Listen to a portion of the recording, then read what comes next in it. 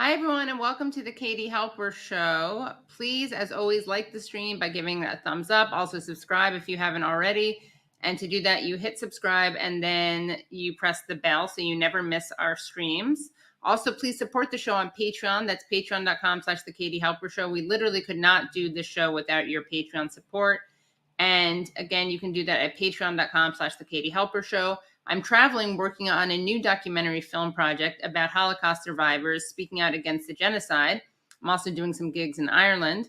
And Patreon subscribers get great content like photos, videos, a short interview I did with Declan Bree, former mayor of Sligo, Ireland, where he talks to me about the connection between Ireland and Palestine.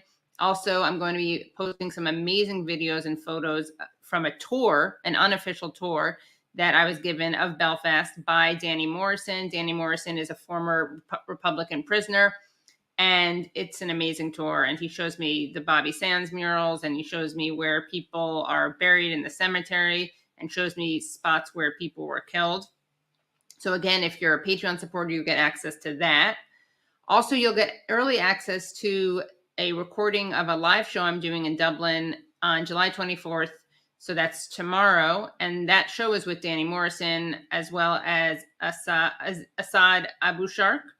And also Aziz Abushark, his son, is going to be a musical guest. And Sean Mulroney is going to be a musical guest. And that show is going to be about the connections between Ireland and Palestine. Also, Ty Hickey is going to be in it, the amazing comedian. Now, here, as promised, is part 2 of my interview with Gabor Maté. And Gabor Maté, by the way, if you don't know, after 20 years of family practice and palliative care experience, Dr. Maté worked for over a decade in Vancouver's downtown east side with patients challenged by drug addiction and mental illness. And for his groundbreaking work and writing, he's been awarded the Order of Canada, his country's highest civilian distinction, and the Civic Merit Award from his hometown, Vancouver. He has written several books, including, most recently, The Myth of Normal, Trauma, Illness, and Healing in a Toxic Culture. Gabor Maté survived the Holocaust as a baby in Hungary and went from being a Zionist to an anti-Zionist.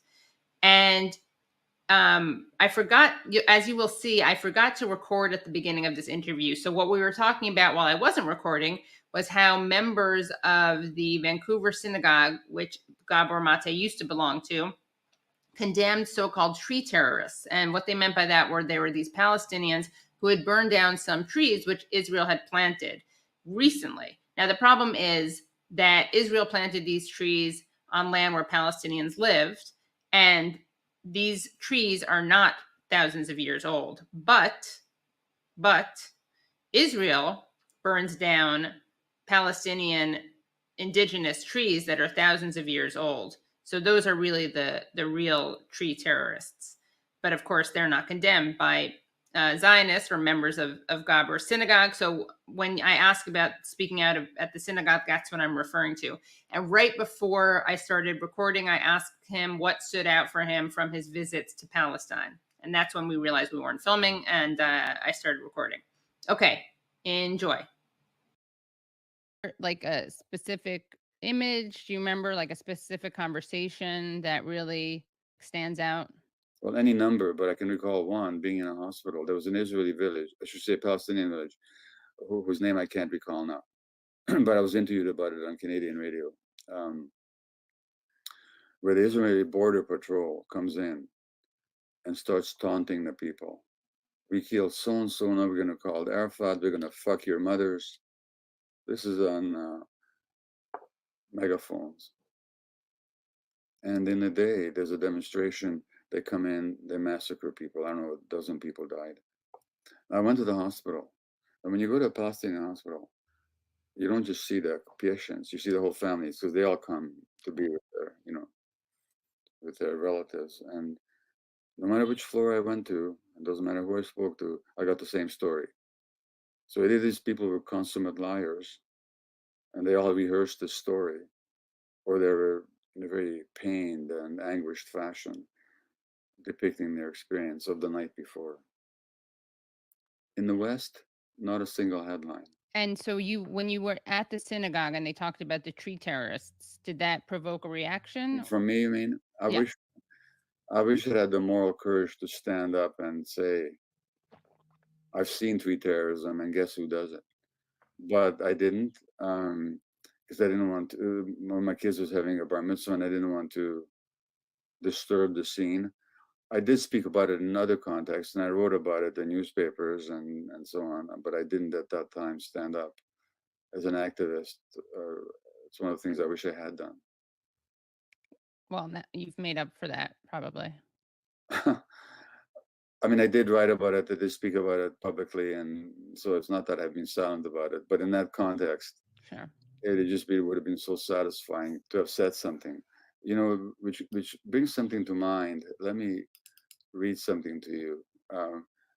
A friend of mine is he made Aliyah from the Zionist movement. He is a historian. He went to live in Haifa, taught at Haifa University. And just so people know, making Aliyah is when a person not born in Israel who's Jewish moves to Israel.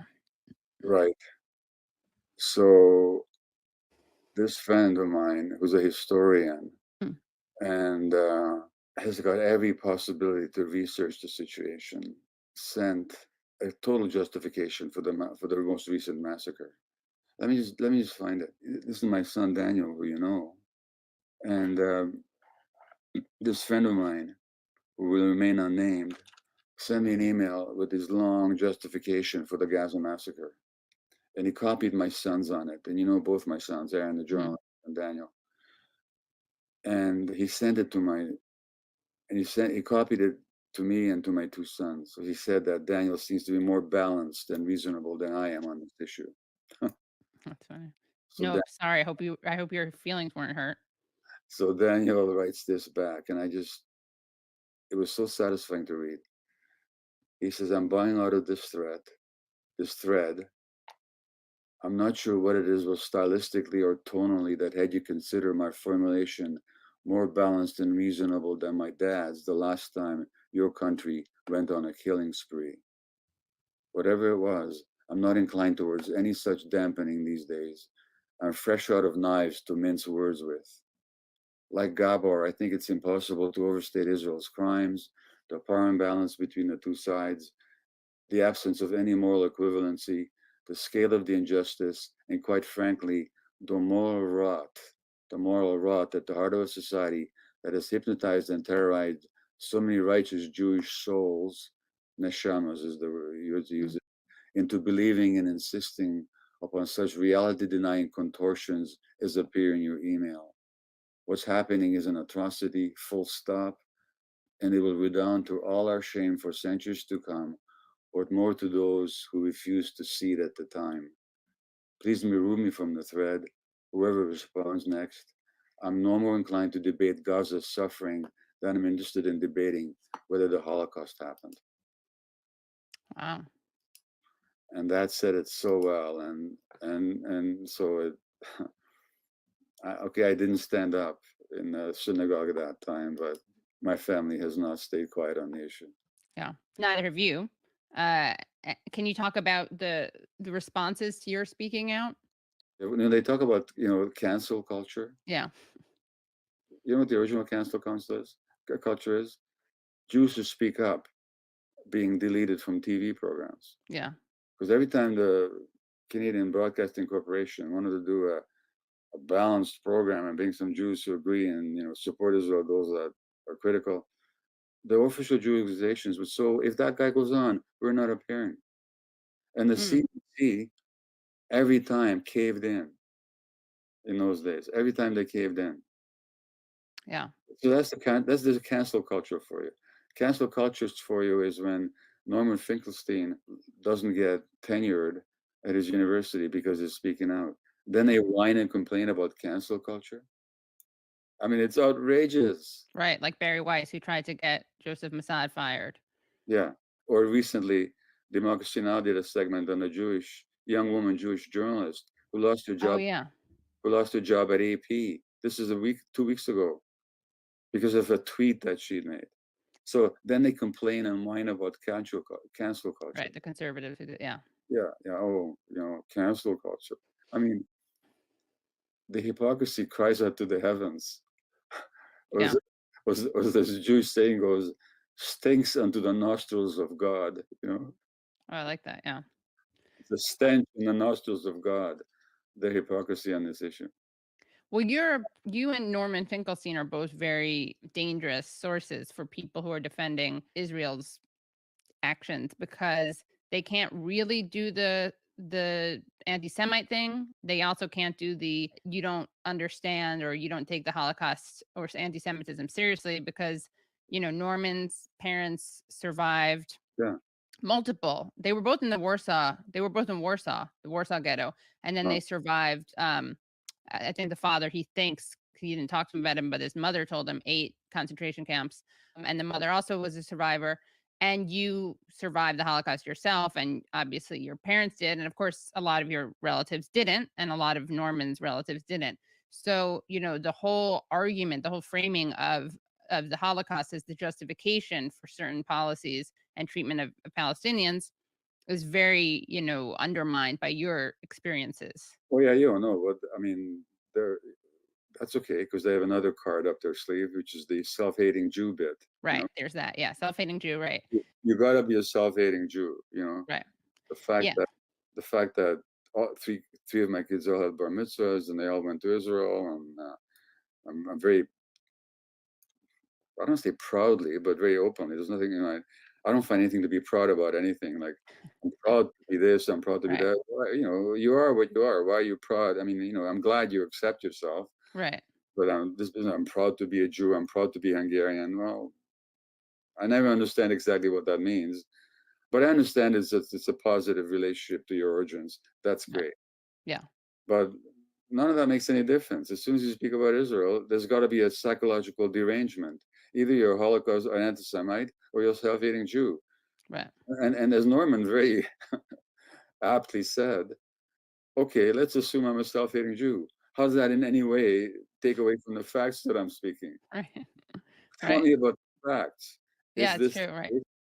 so even if I was a self-hating Jew, well, so what?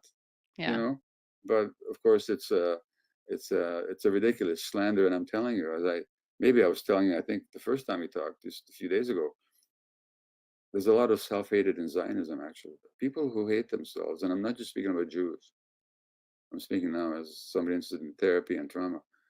They don't accept their vulnerability, and Zionism is an attempt to deny your vulnerability on a massive scale. Israel's relationship with the Holocaust is so interesting because it uses it as a justification, but as you said, it's so ashamed of it. Yeah, And yeah, it rejected Yiddish, right? yeah. And the Israeli image is the bronzed, armed soldier working the land, killing. Preferably blonde and blue-eyed, actually. Right. Yeah. Right. You were saying that that's in Exodus, right? In the book, one of the romanticizing books that you read. I think even a lot of Jews don't really understand it, but I think a lot of non-Jews don't understand it even more. The kind of schism, Schism around the like Holocaust. the macho, the machis, is whatever the Hebrew word for macho is, but how that is a compensation for, in some ways, the shame of pogroms, of the Holocaust, of the image of the Jew as kind of cowering and going into the slaughter like lambs. Yeah, but there's more here going on than just sort of Jewish psyche and Sure. trauma. There's also a colonial project here, and the Israelis are behaving like colonialists everywhere. Right. Like any colonialist comes into a country and either wipes out or expels, and certainly suppresses and oppresses the indigenous population. And in the process of doing so, you're making yourself more and more removed from your humanity. Yeah. Right. So even if you remove the Holocaust from the Sure. equation, and just saw it as a colonial project. I mean, I'm not taking the whole Right. Holocaust out of the equation, or Jewish suffering out of the equation. That certainly is an important part of the dynamic. But even if you take them out of the equation, what you have is a typical colonial project that's ongoing now. The same cruelty that any colonialist imposes on the natives, like here in Canada, where you probably read the news of the the bodies of 250 native Yes. kids for just they're here in British Columbia, and they died in a residential school, and they had to use earth scanning technology to find their bodies. And there's thousands more of these kids whose bodies have never been found. So from that point of view, it's typical colonialism. Right. As you colonize people, you have to dehumanize them, and you have to also dehumanize yourself. So that's a big part of what's going on. It's not just about Holocaust shame and all that. Having said that, that's certainly a part of it. Yeah. And this false image of the Jew who goes mildly to slaughter, it's a complete misreading of history. It's a slander on the victims, is what it is. Nobody went mildly. It's like, what are you going to do when you're unorganized? You're not militarily trained. There's hardly any warning. The enemy do everything they can to co-opt the local leadership to get the Jews to go along with it. It's not like the Nazis said, here, Jews, come to this collection point so we can take and gas you to death in Auschwitz. Even in Auschwitz, people were told that they're having showers. So this is, and then you have all these old men and women and young children. This is what is supposed to do, fight against the Nazis? To create resistance takes time. In the Warsaw Ghetto, there was some time, and they created a beautiful resistance with no hope of success. But they said, we're not going down alone. Right. And as much as possible, we're going to cause harm to the enemy, and if we can liberate ourselves, we will. But that took time, and it took political organization. It took Zionist and socialist and communist Jewish organizations to cooperate. And it was one of the beautiful examples of resistance in history, as far as I'm concerned. But say that the Jews as people didn't do it, it's just a slander. To say that they didn't resist, you're saying? That they didn't resist is a slander, and that somehow they just meekly went to the slaughter. Right. Put anybody in that situation, they would do exactly the same thing. So there's that arrogance of the Israelis, and it's a puffed up arrogance, because they could do what they do only because for the first 30 years of the Zionist project, there was British Empire to support them. And the British Empire allowed and encouraged the development of Jewish military organizations and community and political organizations while they suppressed the Arabs on the Jews' behalf. Right. Because that was the imperial goal. And Winston Churchill said in 1919 that the establishment of a Jewish entity in Palestine accords with the highest interests of the British Empire. So they were given the upper hand. Right. The immigrant Jews were given the upper hand over the local population. And when the Arabs rose in revolt, the British brutally suppressed that revolt. And so they have this puffed up arrogance of the colonialist.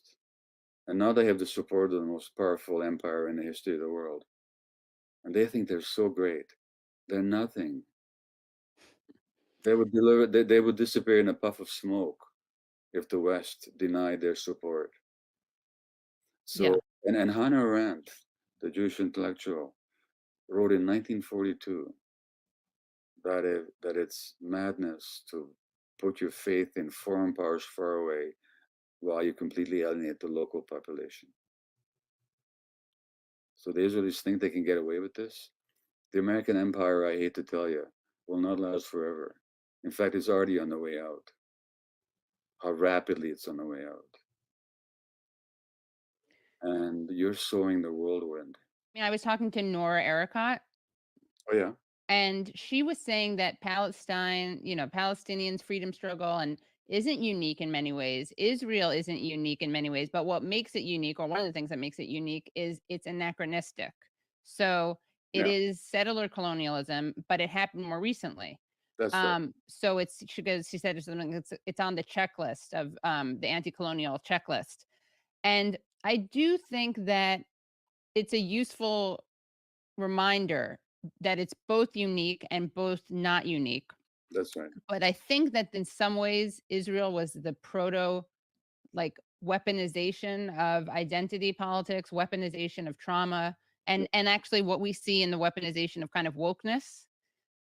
It's starting to fail with the wokeness part, but I think we need to be honest about that, because that does inject a really dangerous dynamic where it's not the typical David and Goliath, right? And of course, the utter outrage of it is that this powerful military force armed to the teeth with nuclear weapons, where the whole population is militarized, and which has perpetrated massacre upon massacre on the Palestinians going back to at least 1947, is presented as the victim. Right. I mean, it's incredible how beautifully they've been able to do it. Of course, with the connivance, or I should say, collusion of the Western media. I Oh, mean, totally. Yeah. the New York Times, bless their souls, finally printed an article 2 weeks ago on the horrors of the occupation. What they just discovered, that there's horrors in the occupation. It's only been going on to 45 years now, you know. So, but just in not reporting the facts, and then they complain about Israel is the most vilified country in the world. No, it isn't. If anybody did the kind of reporting on Israel that they do regularly on China, Oh, yeah. you know, what can I say? I can't even finish that sentence. Right. To Yeah. say that all the complaining in the West about civil rights violation and the suppression of this minority, Uyghur minority in China, well, Right. whatever the facts may be, I can tell you, it comes nothing close to what the Palestinians endure every day. You know what was fascinating is watching people freak out at the New York Times and at Haaretz for publishing on the front page. Haaretz published photos of the killed Palestinian children, Yeah. and there was an out. I mean, the enablement of this militarism is pretty shocking. It's easier to see also with Israel because while the United States obviously engages in imperialism, and they killed off a lot of indigenous people here, and of course there's things that are done to the people living in the United States, both like documented and undocumented, but a lot of the foreign policy stuff is abroad, and we don't see it in the way that with Israel it's all, they're neighbors. They're both neighbors, and they're also, totally separated and separate. But I do think that that is something that, makes it slightly harder. It doesn't justify it all. It doesn't justify what Israel is doing, but it makes it a bit harder to, I think, reach certain people because, there's this whole phenomenon of PEP, progressive accept on Palestine, Yeah. and I don't know if we should be trying to convert people who are potential supporters of Palestinian human rights, if people are lost causes. Well, I don't know about converting anybody. I mean, I'm not a missionary, and Right. you don't convert anybody. People, there's a kind of natural movement in people towards the truth, and no, there's a lot of denial and dynamic to keep the truth out, but at the same time, um, what you're seeing now, and this is being reported in the press now. There's been a bit of a shift in the conversation. So the fact that the New York Times would actually publish that article about the horrors of the occupation, the fact that more and more young Jews are speaking out, the fact in the year after George Floyd's death, the Black Lives Movement, it's impossible not to. I mean, there's a George Floyd happening in Israel almost every day. Right. Several George Floyds probably in the Palestinian territories. I mean, we talk about the deaths in Gaza, but the press even talk about, and the Hamas rockets. Well, nobody fired rockets from the West Bank, but they still killed about 30 Palestinians in those days. But I do think the conversation is shifting in the aftermath of the Black Lives Matter movement. It's impossible not to see the parallels for people. So the free ride that Israel has been getting is going to be less and less accessible to them, at least on the part of people that are interested in such things, and Yeah. and more are. You said that your parents disagreed with you, but your father came around. Is that correct? That your father came around on this issue? Towards his last decades, my father came around because he was a fair-minded man, and he joined Jews for Just Peace, an organization that I helped found around this issue. He actually joined. Wow. And he wasn't out doing it just out of loyalty to his son. Yeah. he genuinely began to understand that injustice was taking place. So a lot of people will talk about the Holocaust, never again, and how that informs and shapes their support of Israel. But does never again and the Holocaust shape your kind of interest in what Israel does to Palestinians? See, never again could be. I said in one of my articles that never again is not a tribal slogan. Right. The way Or it shouldn't be one, right? It shouldn't be one. And the way it's often used is, this will never happen to us again. Yeah. All right, well, yes, I totally get it. I mean, yes, God forbid. But it can't simply be a tribal slogan. It's got a deeper meaning, which is human beings will not dehumanize other human beings again. And if that's the standard we apply, then that needs to apply across the board. Whether the perpetrators are Jews or the victims are Jews, whether the perpetrators are Palestinians or Muslims, or whether they're the victims or anybody, we shall not dehumanize people again. That ought to be a universal slogan, not a tribally appropriated commitment. Yeah. And of course, the Holocaust, killed Jews, Roma, gypsies, people with disabilities. There were it was a very intersectional project with a specific focus on Jews. But yeah, we can't, if we're saying never again, it can't just be about one Well, group. it focused specifically on Jews as long as there was Jews, but they also killed all these Slavs. There was 9 million people were killed overall, Right. Now, in the way I see it, the Holocaust was never about Jews as such. I mean, Jews were the targeted victims, but it was really about the pathology of the perpetrator. I mean, what pathological, deranged mind would design that whole apparatus of murder? Now, that machine wasn't going to stop if the Jews were gone. So had the Nazis won, or I should say, continued to exist and their war efforts successful, and after they had killed the very last Jew they could find, and already even before they did, they would have found other victims for the same machine, because that machine was the product of a deranged Nazi mind, and it needed victims. So when it ran out of one victim, they would have found another. That's not to deny in any way the specific targeting of the Jews by the Nazi hatred, but that hatred needed to find outlets. Did you have a crisis when you realized that you had been consuming propaganda? Because you talked about how affirming it was, right? To see this response, this alternative to kind of an anti-Semitic casting and representation of Jews, right? How does this change the way you then saw yourself? I mean, I know you emphasize you don't have particular Jewish pride or Hungarian pride, but what did it force you to do? Did it force you to look inward and find affirmation other places, or? No, inward looking was caused by other issues. Look, by the time that happened, I'd been through serial disillusionments. So I grew up as in communist Hungary, really buying into the ideology of the system. So I'd enthusiastically stand up at school assemblies and clap and shout, "Long live the party, long live the leader," along with everybody else. But I actually believed it. And in Hungary, the adults wouldn't be very keen to talk to you about what was really going on, because it would get them into deep trouble. So until the Hungarian Revolution in 1956 against the communist dictatorship, I was a little believer, and all of a sudden overnight, the veil fell, and I could, now here were the Russians coming in to suppress the Hungarian fight for freedom.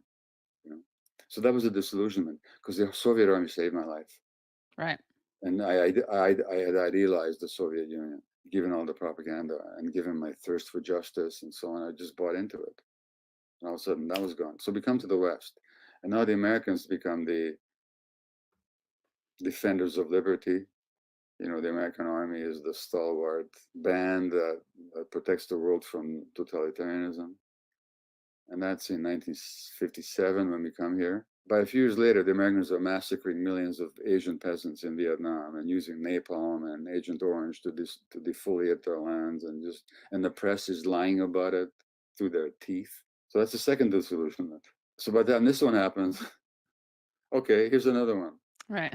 You know, and I often ask people, like people say, I was disillusioned. I say, that's terrific that you were disillusioned. Would you rather be illusioned,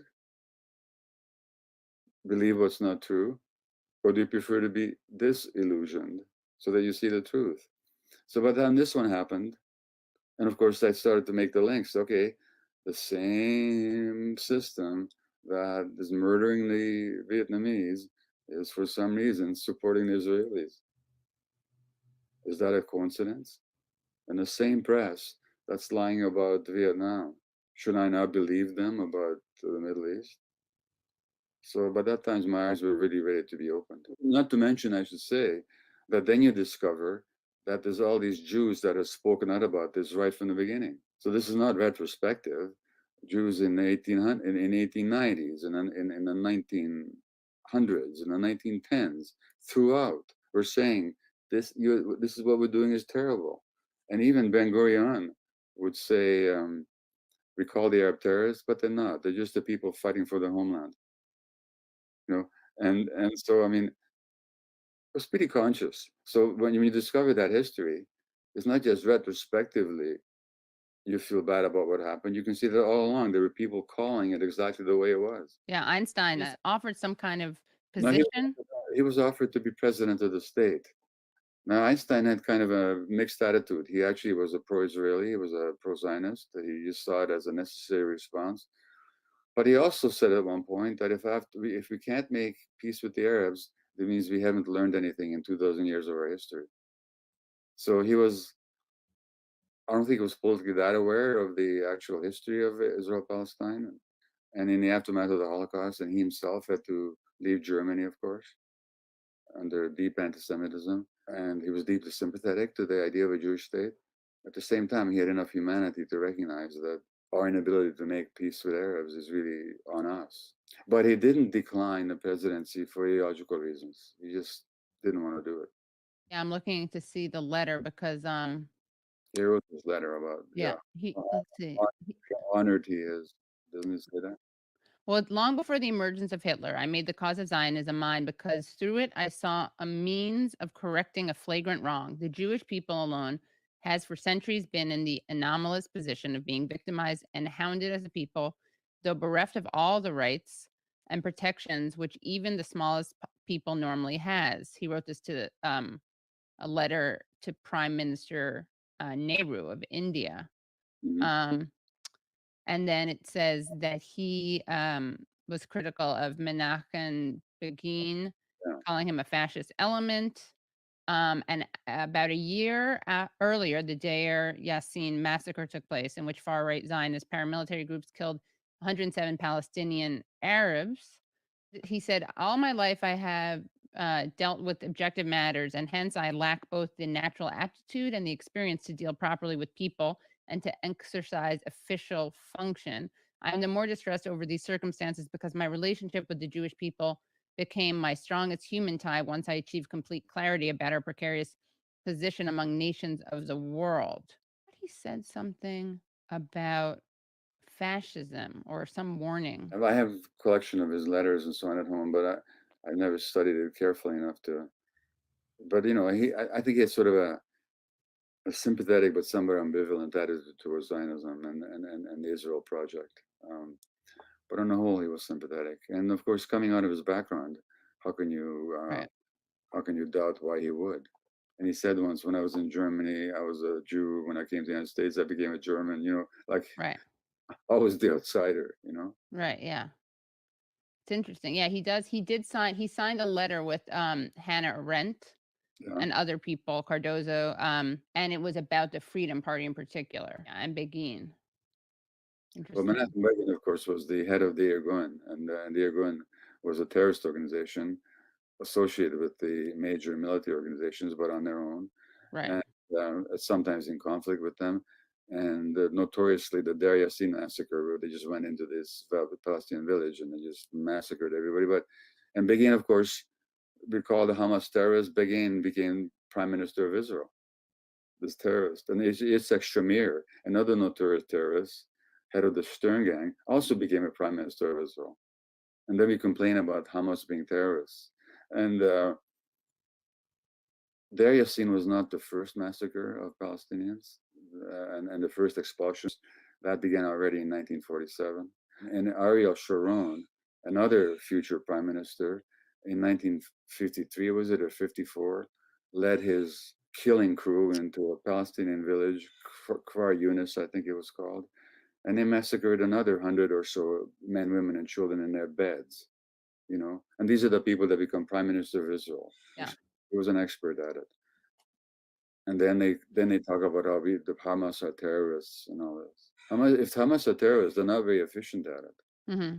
Israelis are far more efficient. They always were in killing Right. civilians. Not that horrible things haven't happened on both sides. They have, and there's no justifying the killing of the innocent on any side, Palestinian or Israeli. But let's just be balanced about our assessment of it. It's not very comparable in No. terms of the damage, the effectiveness. And he, of course, just so people know, he was the defense minister when the Sabra and Shatila massacre occurred. Well, then they, like imagine if, was it 900 people that died in Sabra Shatila? I forget the actual number. There's a range of estimates between 460 and 3,500.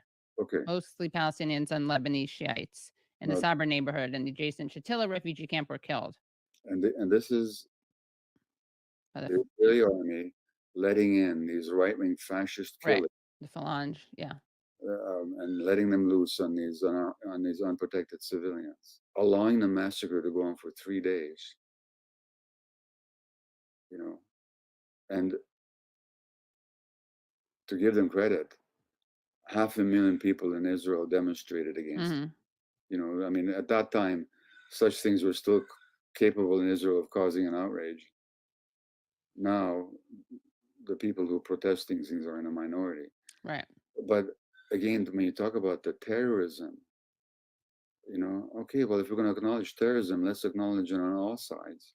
But the difference that the terrorism of the Palestinian side comes against a much more powerful enemy who's taken their land, not to justify certain tactics, which in any case are never successful. No. Self-defeating, apart from the fact of being murderous. But the balance of terrorism is so much on one side that you can't even talk about it. You can't even talk about them both in the same sentence. Sentence, yeah. Yeah, the one just does not in any way resemble the other. Right. Which is why they constantly talk about the number of rockets fired, but not the number of people injured or killed. Yeah. And it's also, all the arguments that then they say, oh, you don't know what it's like because you don't live here. It's like, well, there are people who live there and they aren't a minority, as you just pointed out. But if you have B'Tselem, the Israeli Jewish human rights organization, describing this as an apartheid state. Well, no, there's a better argument than that. Okay. If the argument is that if you don't live there, you don't have to live with it, you have no right to speak, I'll be happy to go along with that. Although we don't apply it to anywhere else in the world, do we? I mean, you don't live in China. What are you doing in China for? You don't know what it's like. Right. You don't live in Myanmar. You don't know what it's like. No. You don't live in South Africa. You don't know what it's like. So according to that standard, nobody should say anything about anything except in their own neighborhood. Okay. But let's accept that as the standard. Nobody has the right to criticize any other foreign country where they don't live because you don't know what it's like. Terrific. Then let the people who support Israel shut up. Right. They also don't know what it's like, and they don't know what it's like to be a Palestinian. They don't know what it's like to be an Israeli. And their support for Israel is doing a lot of damage for Israel because in the long term, they're creating a disaster. So if I don't have the right to speak about it, let them shut up. I'll be happy to shut up on the question of Israel-Palestine if all the Jewish commentators and mainstream organizations and spokespeople and media hacks stop talking about it, who also don't live there. So, are we going to be equal about it, or are we only going to try and silence one side of the argument? I mean, it's both absurd and outrageous at the same time. How has your I don't studies is an understatement, but your research into shame and trauma, how does that inform your view of this quote unquote conflict, which isn't really a conflict because I was just speaking to Jeff Halper, No Relation, and he was talking about how, it's settler colonialism. It's not a conflict. Yeah. I mean, you can talk about the Jewish-Nazi conflict, Yeah, right. Exactly. Yeah. Right. The and Warsaw Ghetto yeah, conflict. and the Nazis are saying, well, they're shooting at us, Right. But look, human beings are complex beings, and the rigidity and the fanaticism of the colonialist actually means that they're deeply ashamed inside, but they suppress that shame and they compensate for it by their extremism. You can't do to people what they're doing to people and not have that change you. So the Nazis became more Nazi-like the more they engaged in their atrocities. So there's always shame there, but it's a shame that you're covering up, in my view. And then when you're traumatized, there's also shame just from being traumatized, because especially if you're traumatized as a child, you always feel it's your fault somehow. So in Israeli mythology, we talked about this earlier, the Jews should have fought back. So there's some shame about that. And by the way, I've talked to so many traumatized people, kids who were sexually abused or people who were sexually abused at the age 4 or 5 or as young teenagers. And they say, I should have fought back. I'm so ashamed because I didn't fight back. That's just a part of trauma. And certainly you have to say that in the early days of the Israeli project, that would have infused the activity and dynamics of a lot of the original new immigrants that came to Palestine from Eastern Europe. I can't evoke that anymore. I think what's going on right now is simply a state that has got away with murder literally got away with murder for so long. And it's such a clear colonial state that it's no longer, I no longer have any recourse to explaining what's going on based on trauma. And I can explain it in the Western world and in the Jewish communities in the Western world, especially the Holocaust generation and their children. Yeah, there's still some of that Holocaust mentality, and in Israel as well. But that's not the major dynamic anymore. I think the major dynamic is simply an identification with being powerful and fantasized sense of safety.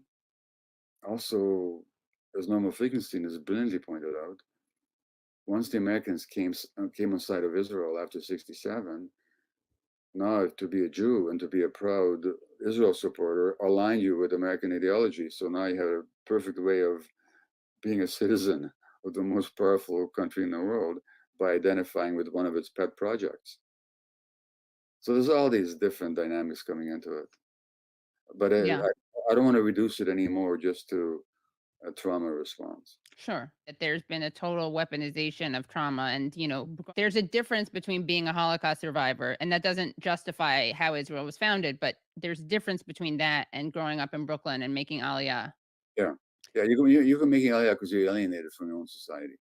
You're making Aliyah because American society has become so fragmented and so devoid of any transcendent purpose and so conflicted and so empty that you want some meaning in your life, and you're going to do it by going there and oppressing some Arabs. Or you're just, a nationalist, tribalist. Yeah. And then you're outraged when they fight back. Right. And the right of return, and think about it. So you and I, being both Jews, Members of the tribe. Yeah. yeah, MOT, we could land there tomorrow and demand citizenship. And here in Vancouver, I know a young couple who run a Palestinian restaurant who have to jump through hoops just to even visit, let alone the right of return. That's not even on the agenda. Here in Canada, I got a phone call about a month ago from some nice woman soliciting for the Jewish National Fund. Uh-oh. I didn't pick up the phone. My wife Ray did, and Ray said, "Look, you don't want to talk to him because he'll give you an earful. Because the Jewish National Fund buys land in Israel and sells it only to Jews." It's disgusting. Okay. Now, let's say we had an organization in the States or Canada that bought land only for Jews and nobody else could buy from them, or for Muslims, or for Christians, or for only for, Caucasians, they'd be seen for the racist organization that they are. Here in Canada, they get tax-free status. If I donate to this racist organization, I get tax-free, I get it deducted from my taxes. So my wife said to this person, look, you don't want to talk to him about this. You're welcome to call back and talk to him, but I can tell you what the answer is going to be. She said, oh, no, that's all right. And by the way, is he the Gabor Maté who writes about addiction? Because I'm such a fan of him. I'm studying his work, and it's so amazing. It's really, so here's this really good-hearted person working for a racist organization, and she doesn't even think about the racism. It's that unconscious. But the outrage of this being a tax-free donation, in what other context can you imagine it? Yeah, it's disgusting. In 1937, Ben Gurion alluded to the JNF's role in dispossessing Palestinians Mhm. while arguing in favor of larger scale ethnic cleansing, which the word they use for that is transfer. Yeah. During a meeting of the 20th Century Zionist Congress in Zurich, Switzerland, stating, and this is Ben Gurion, you are no doubt aware of the JNF's activity in this respect. Now, a transfer of a completely different scope will have to be carried out in many parts of the country. New settlement will not be possible without transferring the Arab Fellahin. Jewish power in Palestine, which grows steadily, will also increase our possibilities to carry out this transfer on a large scale. And then they have Joseph Weitz, who was the director of the JNF's land department. He wrote in his diary in 1940, there's no way besides transferring the Arabs from here to the neighboring countries and to transfer all of them, say perhaps for the Arabs of Bethlehem, Nazareth, and Old Jerusalem, not one village must be left, not one Bedouin tribe. And only after this transfer will the country be able to absorb millions of our brothers, and the Jewish problem will cease to exist. There is no other solution. They were very clear, very conscious. And then they're complaining that, oh, the Arabs didn't accept it. Right. Yeah, sure. I should accept you coming into my country, kicking me out, and taking over my land, and I should sign on the line. If I was reasonable, I would just accept it. By the way, the Israelis never accepted the UN resolution either. They never said we accept this resolution. Right. They declared their state. They never said we'll accept the Palestinian state. Noam Chomsky's got a wonderful clip on YouTube on Hamas and his complaint that the Hamas charter calls for the destruction of Israel. He says, well, first of all, that he gives the circumstances of the charter, which is sort of rather meaningless.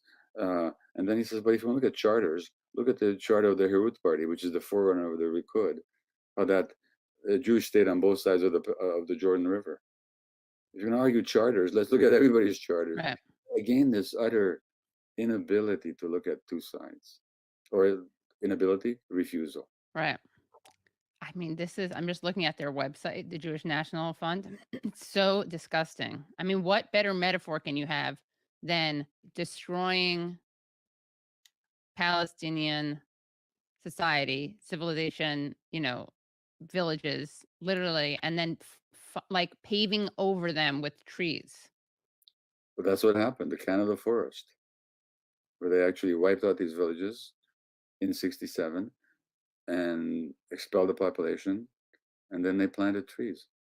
And then we're supposed to celebrate planting trees, Any final words? No, I think we've covered a lot. Yeah, definitely. Yeah. Okay. Okay. Thank you so much. Thank you, Katie. Bye-bye. Bye. Okay, I'm down. You got limits, man. You got limits, man. Okay, I'm down.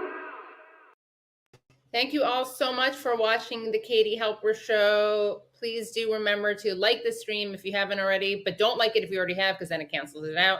Subscribe if you haven't already subscribed by hitting subscribe and then pressing the bell. And please do become Patreon supporters at patreon.com/The Katie Halper Show. Again, that's patreon.com/The Katie Halper Show. You get great content from my various interviews and travels as I work on this documentary about Holocaust survivors who are speaking out against the genocide. And again, I have a really cool mini interview I did with the mayor of Sligo, Ireland. And I'll be dropping really great videos from a tour I got from Danny Morrison, a former Republican prisoner, obviously Republican in the Irish sense, not in the American sense. Okay, bye everyone.